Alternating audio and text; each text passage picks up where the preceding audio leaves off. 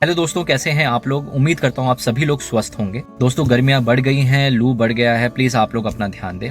दोस्तों, कुछ दिनों पहले मैंने अपनी एक वीडियो डाली थी जो कि किसान कोटा से रिलेटेड थी।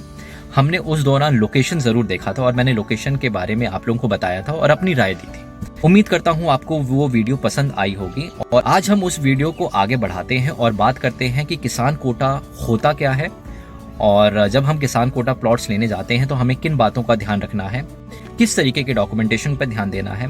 और इन सब चीज़ों को देखने के बाद आप अपनी राय रख सकते हैं कि किसान कोटा प्लॉट्स अच्छे हैं इन्वेस्टमेंट के लिए, आप लोगों के लिए या नहीं।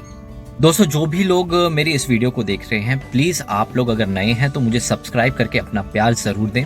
मुझे जब आप सब्सक्राइब करते हैं और प्यार देते हैं तो मैं प्रोत्साहित होता हूं और अच्छी वीडियोस इस तरीके की लाने के लिए। और जिन लोगों ने मेरे साथ जुड़कर मेरा साथ दिया है आज तक, मैं उन सभी लोगों का धन्यवाद देता हूं और मैं कहता हूं कि मैं आप लोगों के लिए और भी निष्पक्ष और अच्छी इन्वेस्टमेंट वाली वीडियोस लाता रहूंगा ताकि आप लोगों की इन्वेस्टमेंट हमेशा आप लोगों को अच्छा प्रॉफिट देके जा सके और आप लोगों को डर ना लगे अपनी किसी भी तरीके की इन्वेस्टमेंट से। दोस्तों, चलिए स्टार्ट करते हैं इस वीडियो को और एंड तक जरूर देखिएगा। पसंद आती है दूसरों तक जरूर शेयर कीजिएगा ताकि वो लोग भी शिक्षित हो सके और मेरी इन वीडियो को देखने के बाद ज़रूर उनके दिमाग में कुछ पॉइंट्स चलें और जब भी वो प्लॉट्स लेते हैं या इन्वेस्टमेंट करते हैं फ्लैट्स के अंदर या प्रॉपर्टी के अंदर तो ध्यान रखें उन कुछ बातों का जो बात वो जानते तो हैं बट स्किप कर जाते हैं during the conversation with the property owner. चलिए स्टार्ट करते हैं इस वीडियो को। दोस्तों, किसान कोटा होता क्या है, सबसे पहला तो सवाल ये है।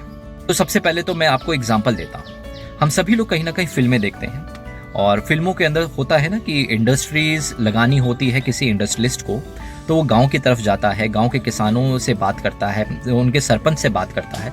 उसके बाद वो वहाँ की जो एक्वाइजेशन होती है लैंड, उसके बाद वहाँ की लैंड का मुआवजा देता है और मुआवजा देने के बाद बिकॉज ज़मीन पे जो खेती बाड़ी होती थी, जो किसान बेरोज़गार होने वाले थे, अपनी ज़मीन को देने के बाद मुआवजा तो मिल गया बट लॉन्ग रन में उनकी रोजी रोटी कैसे चलेगी। तो इंडस्ट्रीज वाले क्या करते थे, उनको हर परिवार में से एक सदस्य को नौकरी देने का वादा करते थे। ये हम लोगों ने फिल्मों में देखा है। तो दोस्तों, अब ऐसा ही कुछ सरकारों को जब करना होता है, शहर को डेवलप करना होता है, तो वो गांव वालों के पास उनकी ज़मीन को लेती है, उनको 3 गुना 4 गुना मुआवजा देती है।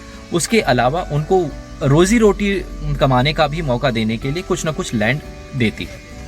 तो किसान कोटा इसी तरीके की कुछ लैंड्स है। अगर किसी गांव का 1000 एकड़ ज़मीन लिया गया है तो फर्स्ट फेज में उनको अलॉट किया गया था 5%। अब उसके बाद 6% आया, उसके बाद 7% आया। बिकॉज किसानों को कहीं ना कहीं लगा या गांव वालों को कहीं ना कहीं लगा कि 5% इज़ नॉट सफिशिएंट, तो सरकार ने फिर नेक्स्ट फेज में उनको 6% दिया। तब भी उनको किसानों को नहीं लगा कि हाँ ये सफिशिएंट नहीं है, तो उन्होंने फिर उसको 7% पे लाकर रोक दिया गया। अब यही प्लॉट्स 5%, 6% और 7% वाले प्लॉट्स कहलाते हैं। अब इन प्लॉट्स पे खास बात ये है कि अलॉट तो कर दिया गया, उनको रहने की तो ज़मीन दे दी गई। अब उनकी रोजी रोटी के लिए सरकार तो इंडस्ट्रीज नहीं लेकर आ रही, तो सरकार ने क्या कहा, सरकार ने कहा आप इस लैंड पर अपना 50% कमर्शियल स्टार्ट कर सकते हैं। बट दोस्तों, अब यहाँ पर ध्यान रखने वाली बात ये है, 18 फीट जो चौड़ी सड़कें हैं उन पर या उससे ऊपर वाली सड़कों पर ही आप कमर्शियल कर सकते हैं। 12 फीट पर अगर आप लोगों का प्लॉट पड़ता है तो आप कमर्शियल पर्पज से नहीं स्टार्ट कर सकते। तो आप लोगों को जब भी आप लेते हैं तो आप ये ज़रूर देख लें कि आपका जो पर्पस है वो कमर्शियल है या रेजिडेंशियल है। अब बात करते हैं कि सरकार ने किसान कोटा प्लॉट्स के लिए उनको दिया क्या और क्या दिया। तो सरकार ने उनको रोड दी कि मैं रोड की मरम्मत या रोड में बनाकर आप लोगों को प्रोवाइड करूँगी। सीवर का सारा काम मैं करके दूँगी। रोड्स पे स्ट्रीट लाइट्स हो या आप लोगों तक इलेक्ट्रिसिटी हो या वाटर सप्लाई हो, ये सब कुछ मैं दूँगी। तो इस तरीके की डेवलपमेंट करके सरकार दे रही है किसानों के इस किसान कोटा प्लॉट्स के आसपास। दोस्तों, अब बात करते हैं हम लोग कि क्या किसान इन प्लॉट्स को बेच सकता है या नहीं बेच सकता। तो दोस्तों, इसके लिए सबसे पहले मैं आप लोगों को लेकर चलूँगा स्लम एरिया में। तो आपको स्लम एरिया के बारे में तो मालूम है ना कि वहाँ पे झुग्गियों में लोग रहते हैं और 15-20 सालों तक रहते हैं। उसके बाद सरकार को कभी लगता है कि हाँ उन लोगों के लिए कुछ करना चाहिए तो उनके लिए फ्लैट्स बना कर देती है। फ्लैट्स में वो लोग, कुछ लोग शिफ्ट हो जाते हैं, कुछ लोग किराए पे डाल देते हैं, कुछ लोग किसी और को बेचकर चले जाते हैं, जो कि नहीं कर सकते एज पर द गवर्नमेंट कि ये फ्लैट्स आप लोगों के नाम पर बने हैं और आप इसको सेल नहीं कर सकते। तो दोस्तों वो लोग सेल किस बेसिस पे करते हैं, वो ट्रांसफ़र करते हैं, ठीक है। पावर ऑफ अटॉर्नी दे देते हैं, अपने ही किसी परिवार के सदस्य को या फिर किसी और को दे दिया, उनसे पैसे ले लिया और उनके नाम पे ट्रांसफ़र करके वो चले जाते हैं। तो एक तरीके से वो इस तरीके से वो सेल्स करते हैं, बट वो सेल नहीं होता दोस्तों। वो रहता, ओरिजिनल ओनर जो रहता है वो पहला ही इंसान है, बिकॉज वो उसकी फैमिली में है। तो कभी भी कुछ सेल और परचेज करना होगा इन फ्यूचर तो वो लोग कर सकते हैं। अब आ जाते हैं हम लोग इन प्लॉट्स के ऊपर, जो किसान कोटा प्लॉट्स हैं। सरकार ने इनको भी हिदायत दी होगी कुछ ऐसी ही कि बिकॉज जब अलॉटमेंट होता है किसी पर्टिकुलर कम्युनिटी के लिए, किसानों के लिए हुआ या फिर गांव वालों के लिए हुआ, तो वो सेल कर सकते हैं कि नहीं कर सकते हैं। तो इसके बारे में अब हम बात करते हैं। तो दोस्तों सबसे पहले तो सरकार ने इन लोगों को प्लॉट देने के बाद ये कहा कि ये 90 ईयर्स की लीज पर रहेगा, तो इसके लिए उनको रेंटल प्रोवाइड करना पड़ेगा उसके अकॉर्डिंगली। तो अब हम बात करते हैं कि क्या क्या करना होगा एक किसान को रजिस्ट्री अपने नाम पर लेने के लिए।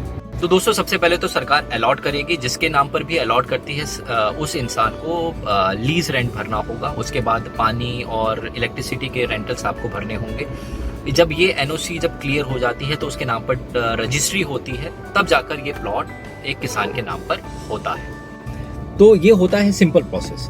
अब ऐसे किसानों के पास जिसके पास एनओसी है और जिनका ओनर सिंगल ओनर है और स्पष्ट है कि हाँ यही ओनर है as per the registry office, आप उनसे प्लॉट डायरेक्टली खरीद सकते हैं। बट अब इसमें प्रॉब्लम क्या आती है? प्रॉब्लम ये आती है कि नॉर्मली हम लोग गांव में जॉइंट फैमिलीज रह रही होती हैं, जो लैंड होता है उसमें बंटवारा नहीं होता और वो लैंड का जो 5% मिलता है वो पूरी की पूरी फैमिली को दिया जाता है, जैसे चाचा, ताऊ, मामा, मतलब जो भी है फैमिली रिलेशंस में दिया गया है।